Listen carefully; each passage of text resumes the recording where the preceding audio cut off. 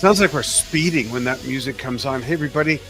Dan here with Steve and Derek Shulman on Yesshift and Drum Talk TV at the same time. And we're here to talk about a really great, this has been like, I know that people have been waiting for this for a long time to hear your story from your typewriter, basically. Giant steps. For those who've been under a rock for 70 whatever years, well, not quite.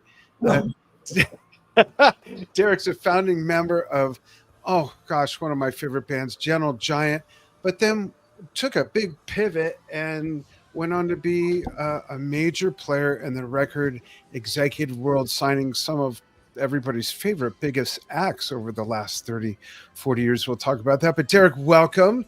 It must be nice to finally get this done and see it getting out there in the market.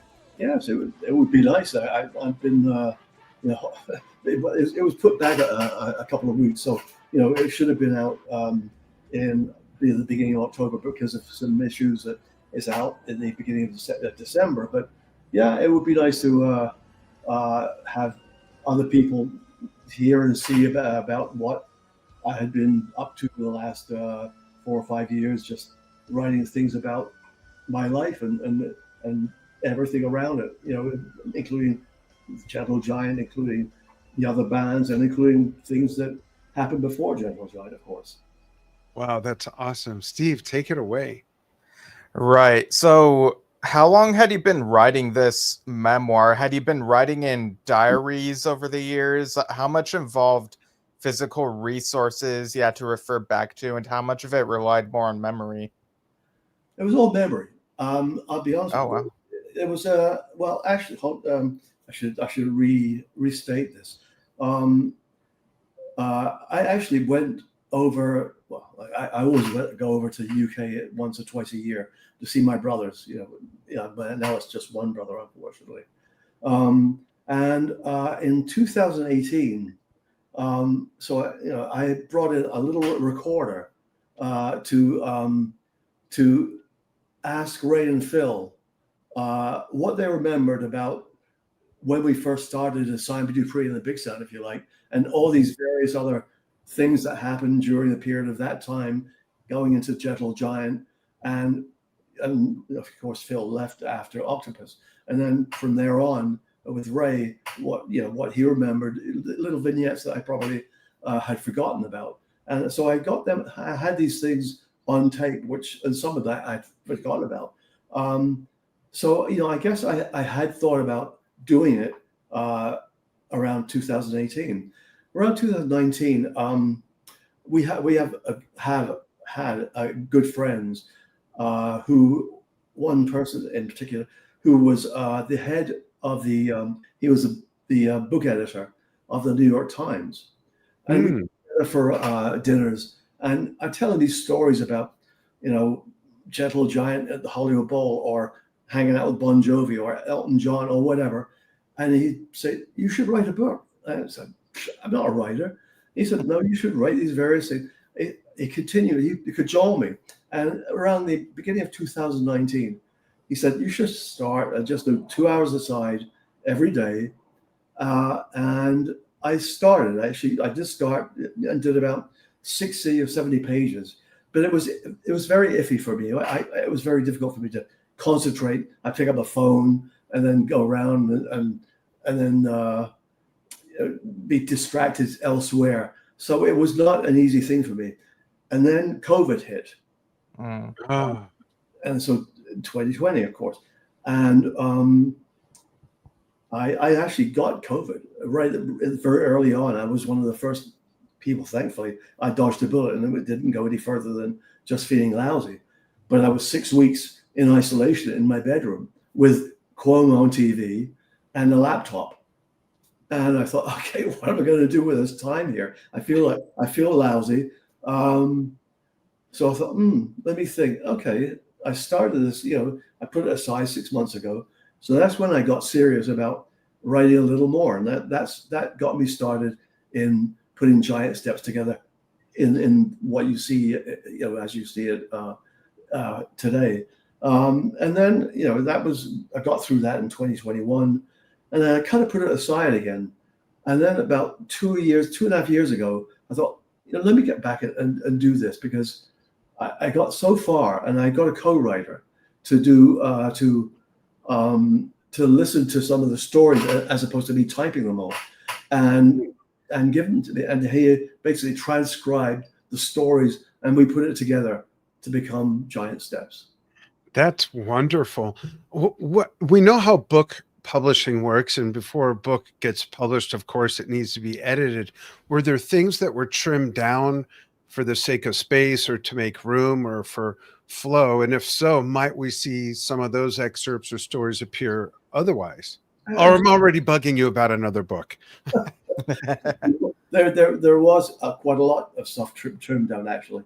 It's 300 pages, but it was about probably 400 plus. So there's plenty more, but I tell you, the process of doing this was much harder than putting a song together for Gentle Giant, let me tell you. Oh, I bet. And that says a lot.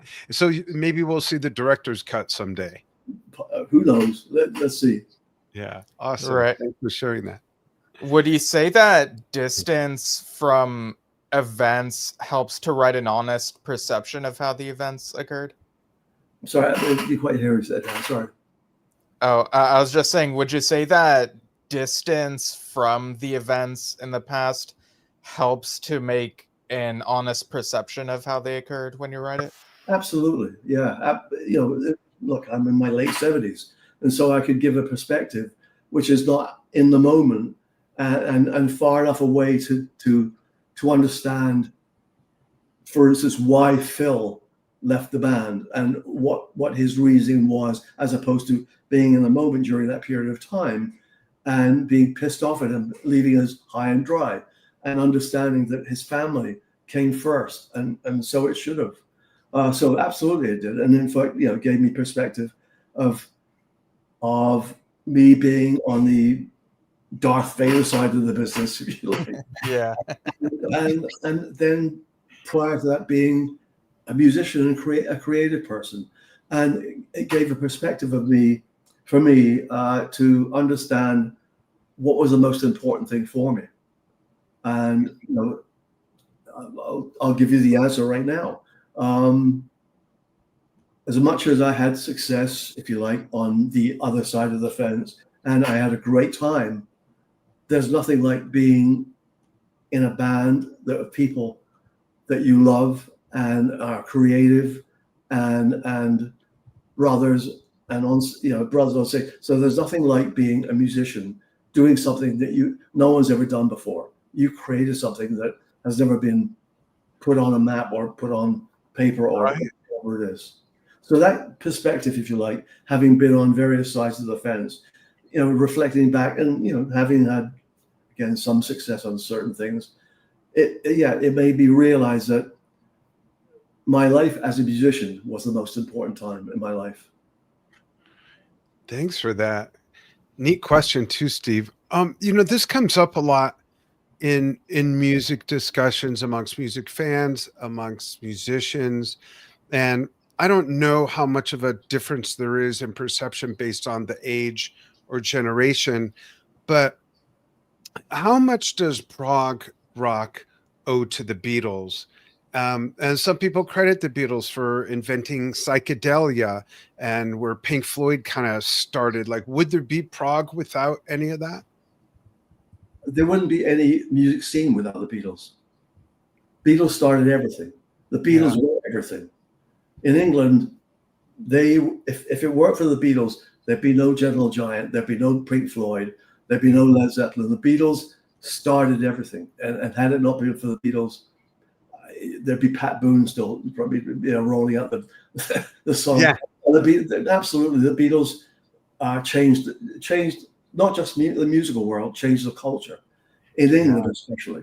And thankfully, I was at the same one. I was a little younger, but it changed my perspective and what I wanted to do. I was going to be a musician anyway, because that was in my family. But the Beatles being as big as they were and doing what they did, that they changed everything in the culture in England, musically, and what you could do, what you were able to do as a working class kid.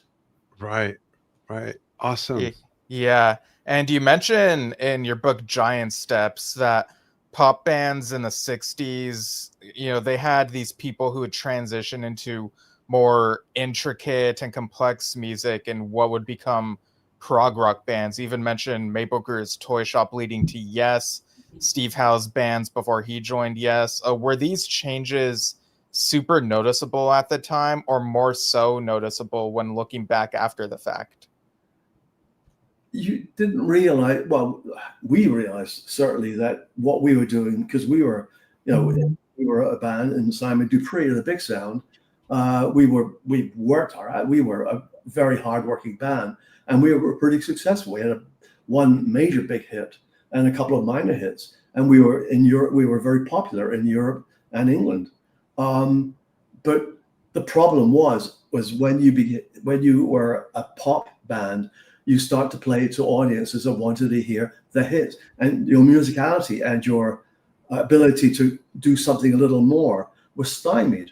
So having a hit or hits would be a millstone around your neck, because you couldn't, as you get older and you get better at your instrument, and you suddenly see things that could be done, you get stuck into that groove, and you either break up, or you say this is not for me, or you move on to do something different. Thankfully, we moved on to become Gentle Giant, and we were lucky enough to have someone like Elton John in the band, who was which is a true story about how he was able to turn me and Ray on to bands that we'd never heard of, or like Spirit, for instance, in the US, and Zappa, of course, we knew about.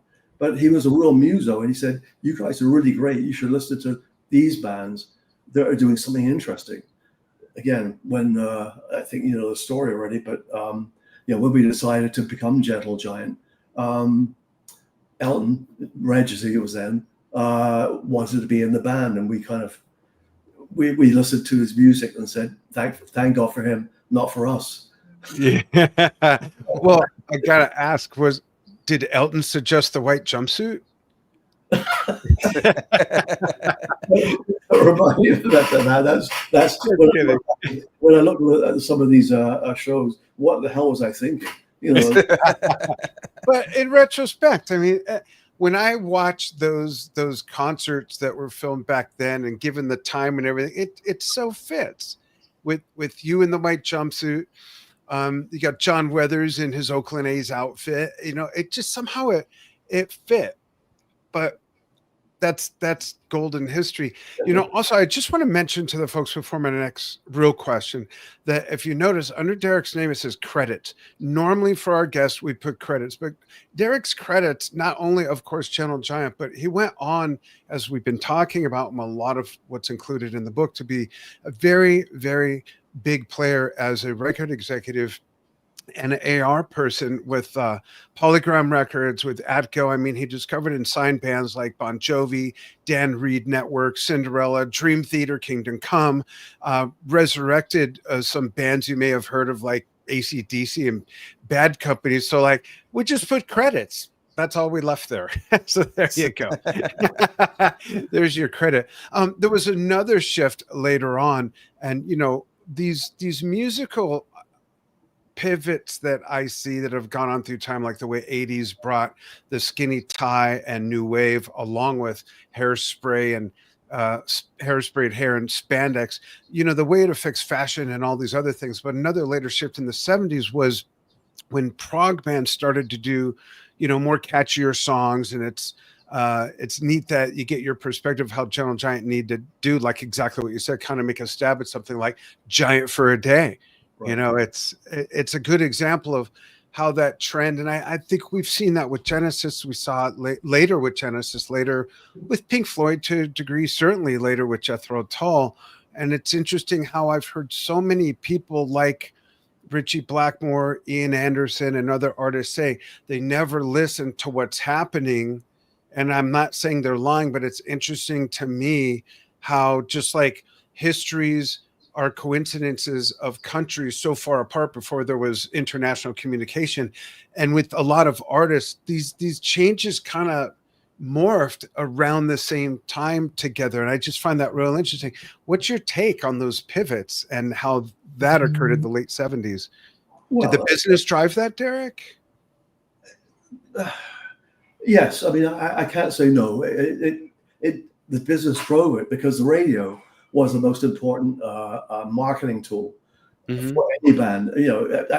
We certainly, playing live. That was our audience. I mean, that's how it became popular in a lot of places. Right. Radio. We were never a radio band, but Right. but certainly in the earlier '70s in America, certainly they played whole sides of music, and there was a whole different thing. And then in the sort of mid to late '70s, radio became much more streamlined. So they play one song from an album, and that song usually would on FM, and it would, if it became very popular, it would become an AM track, which would be a pop hit. And bands that you mentioned were able to hone their sounds to get their catchy, chorus, verse, chorus, middle eight, etc. I think we probably were aware that we should try, but thankfully, I'm going to say thankfully, we were successful because, and I say that with, again, many, many years later in retrospect, because I think it would have made Gentle Giant inauthentic. That's exactly the word I had in my mind. I totally get that. Yeah.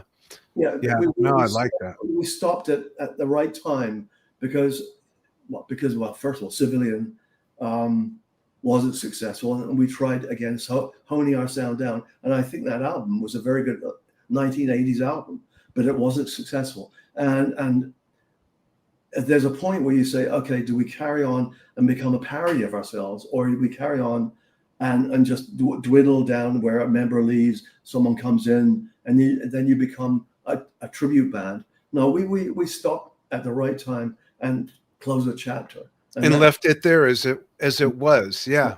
Yeah. And we've seen other bands go on and their set lists keeping the classics as staples, and it's fine for them if they do that, if they enjoy doing that. But it's also refreshing to read your perspective of the decision to close the Gentle Giant chapter when you did. It's all about knowing your limits when it comes to what you want, as well as matters of health, isn't it? Yes, yeah, exactly that. It is, and me and Carrie had families by then, the creative juices were running low, and again, we were threatened to a certain degree by the fact that Yes and Genesis were able to have these pop hits, and we didn't. Again, we worked that 10 years of Gentle Giant, where we basically gave it everything. We recorded, we toured, we rehearsed, we played live on stage. We didn't have a day off, during those periods. And I tell you, at my old age, they were the best 10 years I've ever had. Oh, that's wonderful. And again, having had different periods of time when I was in a different band and/or in the business, etc., having big hits with other bands. But yeah, there's nothing like that. There's nothing like that period of time when the doors were, everything was possible, and that's what we tried. Everything. It was what our possibility was always there, and we tried everything. Yeah, you certainly did. And that's a big part of why everyone who loves Gentle Giant loves Gentle Giant. And you maintained the integrity of your original art form and your own sensibilities by closing that chapter. And I have so much respect for that. It's great. At what point, you also paint a great picture in the book of Tony Visconti working with you prior to Gentle Giant. He'd worked with the Strawbs, Badfinger, T-Rex, David Bowie. Was there a certain moment or a certain piece of music or a certain album, or was it him as a person? What was it that said he's our next producer? I didn't know Tony. We didn't know Tony. We were just our manager said, Tony sounds like a good choice for you guys. And he played Tony the demos, and Tony said, yeah, I'd love to be part of it. In fact, wow. I'm seeing him on Monday, actually, at an event in New York. Wow. No, he loved the demos, and we became, it was like a marriage in heaven. I think, these certain stars align, and you never know when they're going to happen. But he was also, he loved what we were doing creatively. He was also a classically trained musician. And he basically taught us how to make an album. Wow. He actually taught Gentle Giant how to be Gentle Giant, actually, on that first album. And the recorder, a quartet, he actually did himself. I mean, that was Tony. So he was really important in kickstarting the band, and he was there for acquiring the taste as well. But at that time, we were on the road. Me and Ray, I think more than anyone, kind of enjoyed seeing what Tony did with the boards and with the faders and everything else, and he allowed us to touch them a little bit. So I would say Tony was very important in the birth, if you like, of Gentle Giant. Well, we never know as fans until we learn through things like interviews and whatnot what our favorite artists listened to. So it might sound like a silly question, but were you familiar with his previous work at the time, or did you dive into his catalog to see, okay, yeah, this is a match, or just go with it?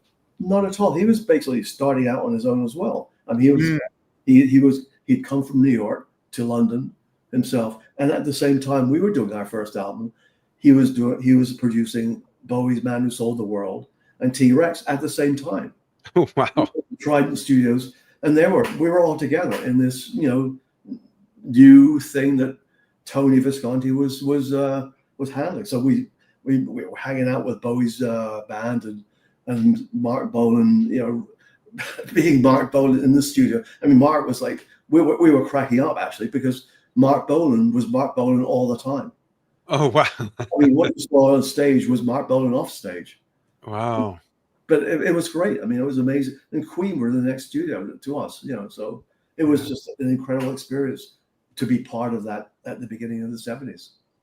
That's awesome. Yeah.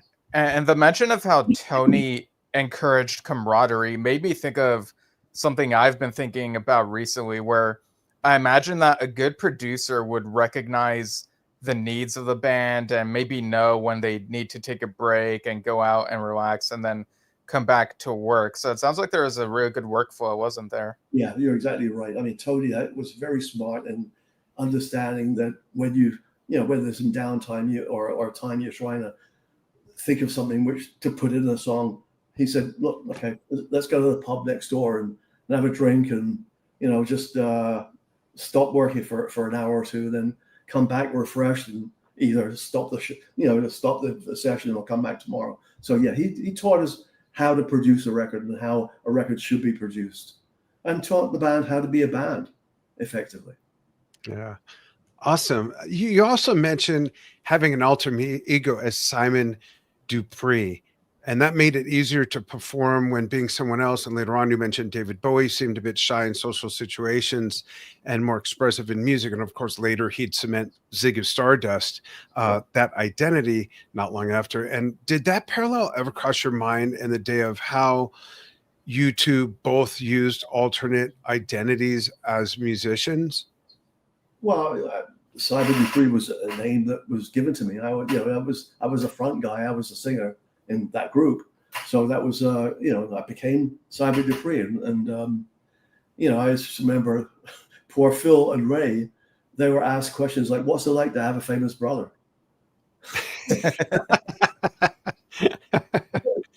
So I get ragged all the time. But, what Simon Dupree did, if you like, for us as Gentle Giant, was enable us to have stagecraft. To get on the stage and look at the audience and say, come on, let's have fun. That was a great apprenticeship, if you like, to become Gentle Giant, and something that Gentle Giant, I think, had probably as much, if not more, than most other bands of our kind, that we love to have fun on stage and wanted our audience to also have fun and have smiles on their faces when we performed. And I think even the fact that when we toured America with Black Sabbath, which is a horrible bill, we were able to use our stagecraft to win the audience over. We went on stage to booze, where everyone was booing. And we were able to think, okay, they're booing. So what are we going to do? We're going to do our heavier songs and say, look, here we are. And if you don't like us, and eventually after a few songs, we'd get a smatter of claps, and we went off stage generally to claps. So it was a good apprenticeship to become Gentle Giant. That's neat. I just want to add to that folks, if you haven't ever seen a video of Gentle Giant performing live, you could see the fun you guys are having. I mean, Ray, bless his heart, giving Gary Green those funny looks when they're doing their acoustic guitar duet from excerpts of Octopus. Gary always banging that foot is always the metronome. John Weathers, of course, some of the best drummer faces on the planet. You conducting the band. I mean, everyone's having fun. And that's, I hope that's why we become musicians to begin with, because it's fun. But everyone, of course, has a different way of expressing it. And stereotypically, I think a lot of people think that the more eccentric and weird the music is, the more heady and serious the musicians must be. And it's not always like that. We took our music seriously, but we didn't take ourselves seriously. Yeah, right. Mentioning John, it's very rare when you get a star drummer. John was a star. Absolutely. Only like Mike Portnoy's and today. Yeah. But John was on stage, I was front and center, making all sorts of crazy moves, and John was behind me making crazy moves. So yeah, absolutely. While the music was going on, so it was a lot of fun. It was great, as I said, a great 10 years. That's awesome. Yeah, and you touched on the tour with Black Sabbath. We've heard other bands say that going to America is when they hit it big, and it's a huge part of the success story. But you described the chaos, particularly from audiences. Would you say audience etiquette has generally improved over the years, or does it really depend on where you see a concert? Well, I think in today's market, when we were playing the States, bands were being, there wasn't. It was a bizarre thing because we were on. At the very beginning, we were on the same stage as the Eagles and Peter Frampton. I mean, it wasn't like, okay, a band is like this, so that sounds like a good a similar audience. You were playing to different kinds of audiences, and radio was different as well. You hear different kind of music on the same station, but so again, you had to learn how to grow your audience and be really great on that stage. So that's what we did, in America. In Europe was a little different because we were lucky enough to do 2 tours with Tull, with Jethro Tull, and that broke us in a lot of places in Italy and Germany, and also actually some parts of the States as well. They were very accommodating to us, and we loved to be with them at that, and I have the opportunity. And from there, we became headliners in our own right, if you like. Wow. You mentioned something before my next question. I just want to mention that you mentioned something that means so much to me that I bring up from time to time. And that is that back then, as a little kid learning drums, I'd put headphones on and it'd be plugged in. I'd hear the local hip radio station in Los Angeles, and music was not segregated by genres the way it is now. You'd hear Sly and the Family Stone, Neil Diamond, Led Zeppelin, Linda Ronstadt. I mean, it was just all over the place, and I didn't know I was listening to different music, and it helped me in my early formative years as a musician, just learning all these different things, not knowing what I was really learning, or learning a lot of the same things and how to apply them in different arenas, maybe. Right. It was a whole different thing. So the audiences, look, the headliner would be the artist that the most of the audience would come to see. but you're like, a special guest on the bottom. You'd work your ass off to get some claps and some following. And if you were any good, you come back again as the second on the bill or whatever it is, and then ultimately become a headliner. So we did a lot of special guests until we became headliners. So that says a lot for what we were and how we played as a band. Yeah, hard-working band, absolutely. And in the book, you do allude to this, but without giving away too many spoilers, of course, because we want people to look forward to getting the book. What were the conversations like with any of the members with Yes during the Close to the Edge tour? And did you hang out with them, or like what was that tour like for you guys when you played with them? It was, well, we actually did quite well. I mean, we played. The audience reaction was very good. Yeah. The guys in Yes were, I think, intimidated by us. I'm being very honest with you. Oh wow. And it's when you get it, we never had that problem with bands that supported us. But I think that every gig, there'd be 6 inches less stage. Until eventually, probably the last gig, I think we all had about 2 feet of space. You're all up on John's drum riser. I was probably standing on the drum riser along with John. Yeah. So it was, and the lights were getting. We had follow spots and everything else, and ultimately it was like one lamp looking at us. So crazy. I think the night light. But, personally, they weren't very friendly at that. I mean, it was okay. We weren't unfriendly, but they weren't really very accommodating. Trying to think and then we did a Relayer tour. I think part of that Relayer tour, whereas Patrick Moraz was great. I mean, Patrick we're getting friends, and I'm still friends with him. I know, obviously, I know the band very well because I got to know them afterwards because I had to work with them in a record company situation. Mm-hmm. Yeah. But it was a little weird at that time because whereas Tull said, whatever you want to do it, and they were that confident in themselves, which says a lot. It says a lot. Yeah, that's great. Thanks for sharing that. Yeah, and the album Octopus was released in the US with alternate art by Charles White instead of what Roger Dean had done. And in Giant Steps, you speculate that maybe Columbia Records thought it would be confused with Roger Dean's work with Yes. But what's funny is that at that point, he'd only done Fragile and Close to the Edge with Yes, which to me looked pretty different from Octopus. And I see Octopus as looking closer to something like what he was doing for OCBisa and maybe even Squawk around that time. But that must have been like a strange situation there with the art, right? Yeah, it was bizarre, and it wasn't. We weren't in control, and they, Columbia, said they wanted a different cover, and actually the cover we put together in the US was actually a really good cover.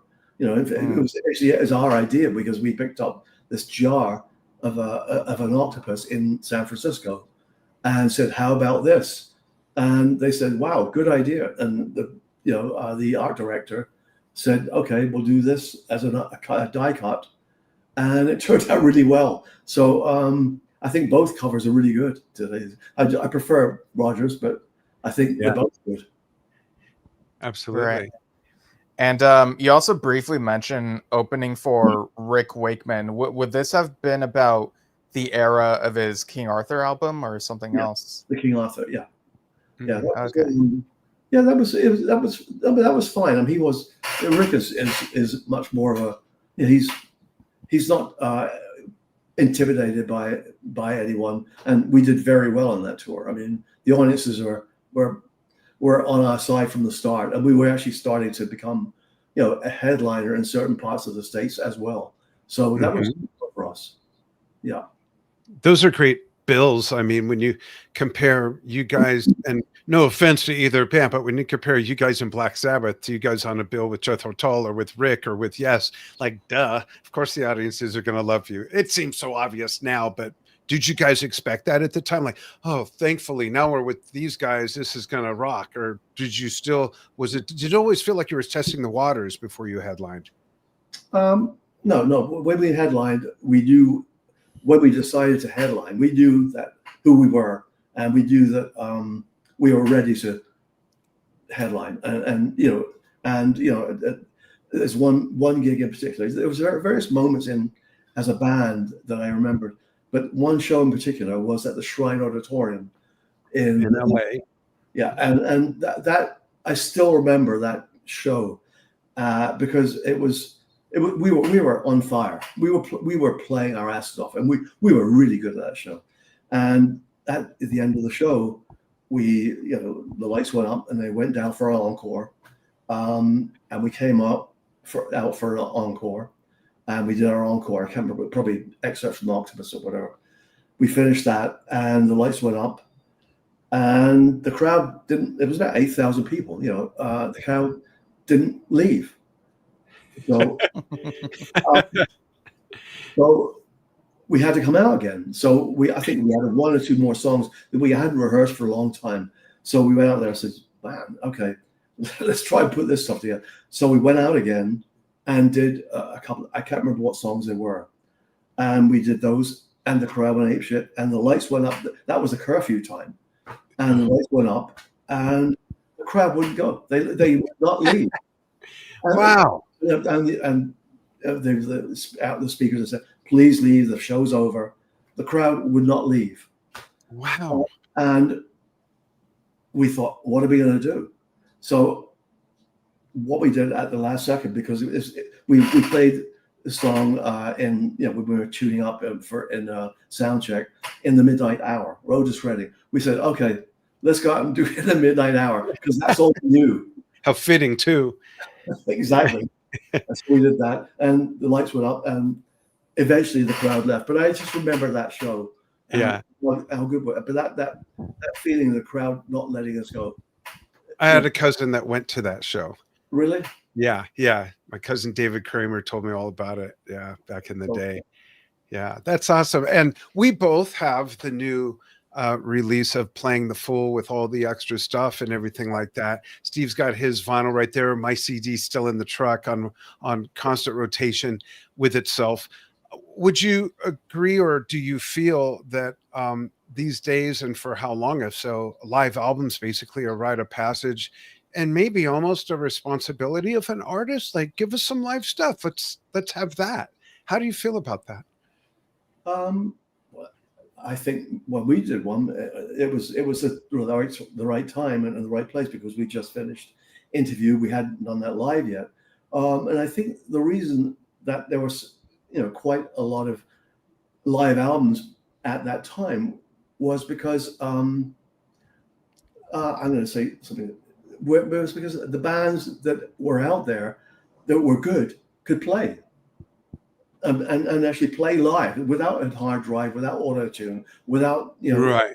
anything that embellished their music. And so what you heard on that album is what you would hear at the show. And that during that period of time, there were quite a few live albums. Obviously, the Frampton one being the biggest. But bands could play in those days. You weren't beholden to the the technical, the tech stuff that you have that with the auto tunes, the drives and backing tracks and everything else. That was us. This was who we were. We had no touch ups afterwards. That was the band live, and that album shows that what the band was like being part of that tour. I love that, because growing up, almost every band that I'm even still into, the first album I ever got was their live album. I got your guys' Playing the Fool initial release, my first Gentle Giant album. I got Yes songs and Close to the Edge at the same time, but listened to Yes songs first, then heard Close to the Edge and thought, what's going on here? Because it was just so different with Bill on drums versus Alan. And I mean, Peter Frampton, Foghat, Jethro Tull, Deep Purple, Made in Japan was the second album I got, but it's like that always meant so much. I really want to hear what they sound like first, then work my way. Rush first album was All the World's This Day. I just think there's so much to that, where that is the true band, not to take away from what cemented the compositions in the first place when we first heard them, when they were first released as studio versions. But to hear a band live to me is to really hear a band. Yeah, You know, that's exactly what we did it for, Yeah. and that's why there were quite a lot of really good live albums. Because Yes could play live. I mean, they were really good. Yeah. At their best, they were second to none. Yeah. We're tall. Yeah, awesome. You also paint a good picture of the shift, and it seems like such a big shift to being a record executive and going through the reasoning decisions, like having Bon Jovi, go on tour with the Scorpions and Kiss and whatnot. Did it feel like another alter ego, or was this new role more made up of the sum of your past experiences? Did it feel like you were taking a big leap? Yes, to a degree, absolutely. It was because yes, to a degray, but having had the experience of kind of looking after the band in certain respects, Gentle Giant, as quasi manager with Ray, and producing an album, at the same time with Ray, I kind of knew a little bit about what that was about. So when I was offered a job in a record company, my initial reaction was no thanks. But I decided to take that job and morphed into A&R. And then I found myself. I realized, okay, this is kind of where I fit. If I can find bands and artists, again, using that word authentic, who are authentic and have a vision of themselves that's like no one else. And that includes, bands like a Bon Jovi. That includes bands like a Pantera. That includes a band like Dream Theater. All these bands were authentic, and they had a focus on with themselves. That's who they were. They weren't going to follow someone. They were going to be. Right. They were going to be their own thing. Yeah, I love that. It's like you truly took the acumen you gathered in your first journey as a musician and applied it to the next journey. Right. No, I did. And something else that was I was very fortunate in being in my situation in a record company is there was no musician that could say, you don't know what it's like. You don't know what it's like to not have to have it all night in a van. You don't know what it's like to, not have a hotel room or sleep in or do anything that I've done, because I did know what it's like. I did know what it was like to record, in the studio or not record or whatever. So there wasn't a band that could say, you don't know what it's like. So I was very lucky that I could listen to them and be part of who they were if I was working with them. So that's something that did me very well in the side of the fence, if you like. That's awesome. Oh, just a couple quick comments from the audience before we ask our last magical question that I know will have a magical answer. Yeah, and I have one more question before yours, Dad. Oh, I'm sorry. Go ahead. So you also talk about sort of your perception or relationship with the prog rock genre and how these other prog rock bands would be super focused on one side of an album being a concept or even doing concept double albums, whereas Gentle Giant would kind of do more of its own thing, and not sure about being comfortable with Gentle Giant being labeled as one of the great prog rock albums, that debut album. So my question is, if the prog rock label was not a thing, what genre would you ascribe to Gentle Giant's music? That's a good question. Do you have to have a genre? Sorry? Do you have to have a genre? That's a great question. Oh, yeah. I think, honestly, I think Gentle Giant is what you hear and what you see. And I know that anything which is not 3 chords or 4 chords and a chorus and a middle 8, etc., is supposedly prog, but there's I don't have issues with it, but I think we were more than just another band in a genre. I think we were very I know you spoke to a couple of members. We were very how can I put this? What's the word? We were very sheltered. We were a real band. we weren't living in London. We lived together. We weren't touring. We actually lived in the same town. We actually, went fishing together. We were a band. We were a team from the start to finish, and so we didn't think and look at anyone else and say, let's be like this. So it was Gentle Giant. So that genre thing was Gentle Giant. That's what I could do. Yeah. It's hard. It's a hard question, actually. But that's such a fair answer. And I want to thank everybody that's watching and who's kind of commented along the way where they're watching from and whatnot. But I do want to give a shout out to this comment. Thanks for doing this. Gene Bartholomew says, if anyone can't get the concert link I posted, just go to YouTube and search Gentle Giant Sight and Sound in concert. It's one of my favorite concerts to watch by you guys. Just amazing musicianship, and the filming and quality is great, especially given the time. Yeah, that's one of my favorite shows to watch by you guys. Thanks, everybody. Our last question for Derek is this. You may have partly answered it in your last answer, but you can answer for now. And we'd like an answer for back then. And the question is the Derek Shulman fun fact question.